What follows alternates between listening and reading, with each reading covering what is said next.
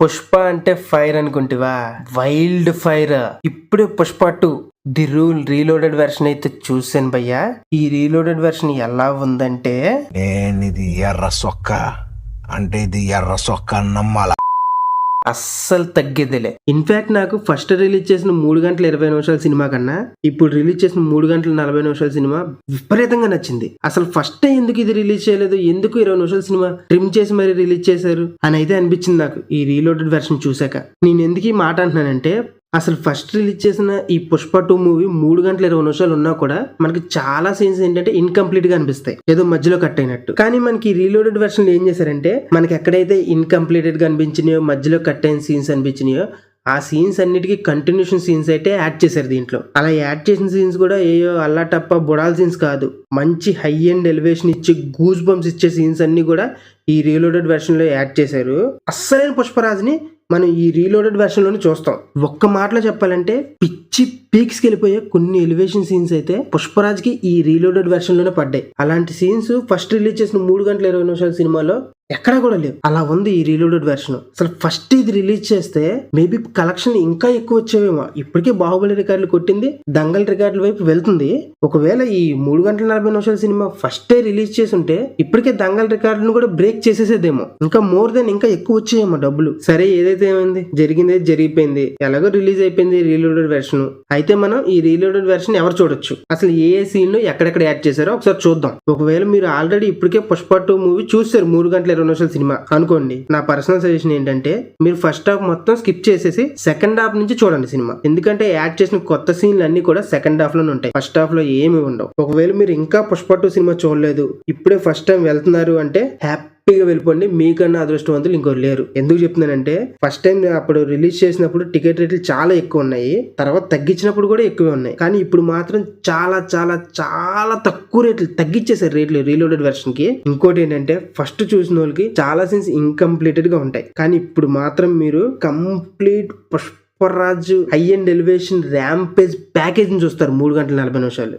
Enjoy చేస్తారు మీరైతే. అసలు ఏ కొత్త సీన్లు యాడ్ చేశారో ఇప్పుడు ఒకసారి చూద్దాం. సెకండ్ హాఫ్ లో షెకావత్ పుష్ప మాల్ అంటే ఎర్రచందనాన్ని మొత్తాన్ని పట్టుకొని గోడౌన్ లో పెట్టి ప్రెస్ మీట్ పెడతాడు కదా, అక్కడ వచ్చే కొన్ని సీన్లు. దాని తర్వాత కంటిన్యూషన్ గా ఇప్పుడు షెకావత్ మాల్ మొత్తం పట్టుకున్నాడు కదా, డబ్బులు ఎలా అరేంజ్ చేస్తామని జగపతి బాబు మన పుష్పాన్ని క్వశ్చన్ చేస్తే వచ్చే కొన్ని ఎలివేషన్ సీన్స్. అలాగే మనం చాలా ఫీల్ అయింది ఏంటంటే జాలిరెడ్డి ఏడి ఎక్కడికి వెళ్ళిపోయాడు, ఆఖరికి వచ్చి అలా కూర్చొని చిన్న సీన్ పెట్టారన్నారు కదా. కానీ రీలోడెడ్ వెర్షన్ లో పుష్పకి జాలిరెడ్డికి ఒక ఫేస్ ఆఫ్ సీన్ ఉంటుంది, అది కూడా బాగుంటుంది. అలాగే పుష్ప 1 లో మన జూనియర్ పుష్ప చైన్ లాగేసుకుంటాడు కదా వాళ్ళ అన్నయ్య, అప్పుడే భుజం కూడా పైకి వెళ్తుంది. మళ్ళీ క్లైమాక్స్ లో ఆ చైన్ తిరిగి ఇవ్వడం, కొంచెం ఎమోషనల్ సీన్స్, ఇలా కొన్ని రకాల సీన్స్ అయితే యాడ్ చేశారు. అవి యాడ్ చేసిన సీన్ కూడా ఫస్ట్ సినిమాలో వచ్చే చాలా సీన్స్ కి కంటిన్యూషన్ గానే ఉంటాయి. అసలు మామూలుగా 3 గంటల సినిమా అంటేనే వేరే ఏ సినిమా చూడాలన్నా బోర్ కొట్టుద్ది, తలపట్టు వచ్చేస్తుంది. కానీ ఇక్కడ మనం 3 గంటల 20 నిమిషాల సినిమా చూసినా కూడా ఎక్కడ బోర్ కొట్టదు. ఇప్పుడు మళ్ళీ ఇంకా 20 నిమిషాలు యాడ్ చేసి రీలోడెడ్ వెర్షన్ 3 గంటల 40 నిమిషాల సినిమా రిలీజ్ చేసినా కూడా ఎక్కడ బోర్ కొట్టలేదు. అసలు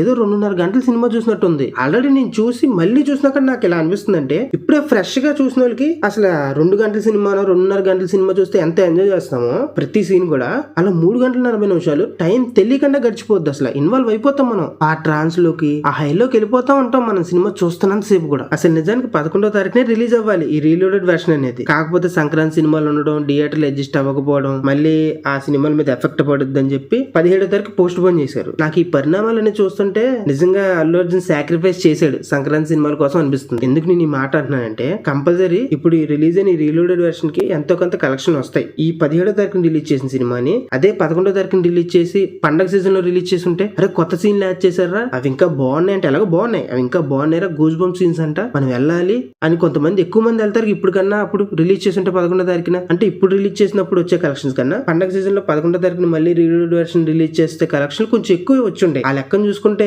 అల్లు అర్జునే గానీ మైత్రి మూవీ మేకర్స్ వారే గానీ కొంచెం సాక్రిఫైస్ చేశారని చెప్పాలిగా సంక్రాంతి సినిమాల కోసం. మనం చూస్తూనే ఉన్నాం ఏ మాత్రం పర్ఫామ్ చేస్తున్నాయి సంక్రాంతి సినిమాలు, ఒక డాకు మహారాజ్ తప్ప. మీరు అనొచ్చు ఇంకా పుష్ప 2 కలెక్ట్ చేయడానికి ఏముంది భయ్య, ఆల్రెడీ 1830 కోట్లు కలెక్ట్ చేసేసింది, బాహుబలి 2 రికార్డులు బదులు కొట్టేసింది, ఇప్పుడు 2000 కోట్ల వైపు వెళ్ళిపోతుందని అనొచ్చు. కాకపోతే ఇప్పుడు ఇంకా 2000 కోట్ల వైపు వెళ్తూ ఉంది. ఒకవేళ 11వ తారీఖునే రిలీజ్ చేస్తే ఇప్పటికే 2000 కోట్లు కొట్టేసి ఉండొచ్చు కదా, అవునా కదా. కానీ ఇక్కడ వరస్ట్ సినారియో దరిద్రం ఏంటో గానీ పుష్ప 2 అన్ని రికార్డులకి క్రియేట్ చేసి అన్ని రికార్డులు బ్రేక్ చేసి ఇన్ని వండర్స్ చేసినా కూడా అల్లు అర్జున్ గారిని ట్రోల్ చేసి ఆయనకి గాని ఆయన ఫ్యాన్స్ గాని ఈ సినిమా సక్సెస్ ని ఎంజాయ్ చేయనివ్వకుండా చేసేస్తున్నారు. నేనైతే అల్లు అర్జున్ గారి ఫ్యాన్స్ ఒకటే చెప్తున్నాను భయ్యా, మీరు ఏ మాత్రం భయపడకండి, బాధపడకండి మీ హీరోని ట్రోల్ చేస్తున్నారని. ఒకటే గుర్తుపెట్టుకోండి, పండ్లు కాయలు ఎక్కువ ఉన్న చెట్టుకే రాళ్ళ దెబ్బలు కూడా ఎక్కువగా ఉంటాయి. ఆల్రెడీ పుష్ప 2 సినిమాలో అల్లు అర్జున్ గారు చెప్పారు కదా, ఒకడు ఎదుగుతున్నాడు అంటే ఆయన కిందకి లాగడానికి చూస్తారు అని. మీ హీరోని ఎక్కువగా ట్రోల్ చేస్తున్నారంటే మీ హీరో అందరికీ అందనంత ఎత్తుకు ఎదిగిపోతున్నాడు, ఆపలేనంత ఎత్తుకు ఎదిగిపోతున్నాడు అని అర్థం. మీరు ఇంకా సెలబ్రేట్ చేసుకోవాలి మీ హీరోని ట్రోల్ చేస్తున్నారంటే.